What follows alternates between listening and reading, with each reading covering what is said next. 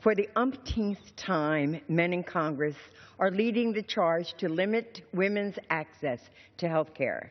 But now, instead of just wasting taxpayer dollars and time, they plan to take their outrageous tactics to a whole new level, perhaps shutting down the entire federal government if they don't get their way. As the gentleman from Connecticut has already explained, that is absolutely ridiculous. Rather than consider legislation that would fund repairs to our nation's infrastructure or invest in our schools or create jobs for millions of Americans still out of work, we're considering legislation that would cut off support to an organization that provides vital health services to women and men who might not otherwise have access. This Speaker, Planned Parenthood is first and foremost an organization dedicated to women's health. What's more, despite the endless conservative rhetoric to the contrary, Planned Parenthood does not use a single dollar of federal funds to provide abortions.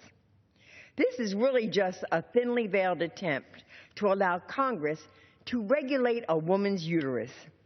And the end result won't be the end of very legal abortions. It will be the erosion of care, family planning, and medical treatment for thousands of women. Wednesday's Washington Post offered a perfect example. It profiled a single Planned Parenthood clinic in Ohio, a clinic that does not offer abortion services. According to the Post, that clinic sees 7,100 patients each year, most of them young and poor.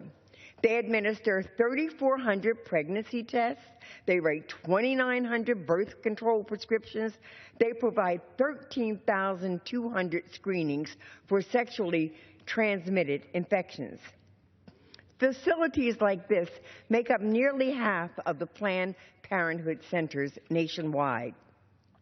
Cutting their funding will only result in more illness, more unplanned pregnancies, and more babies born to mothers unprepared to care for them. In 2013, Planned Parenthood provided more than 71,000 patients with care in my state, the state of New Jersey. They provided almost 16,000 Pap tests to New Jersey women, and they conducted more than 33,000 breast exams.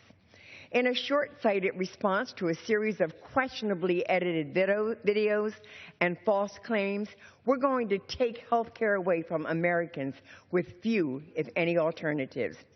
That's not what my constituents elected me for.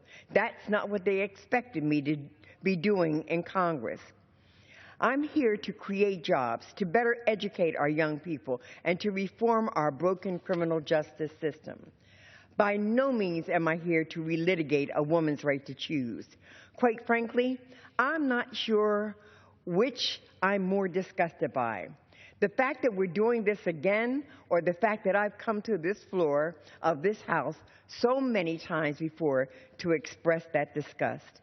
I urge my colleagues to consider taking up the work that really matters to the American people. And with that, Madam Speaker, I yield back my time, and I thank the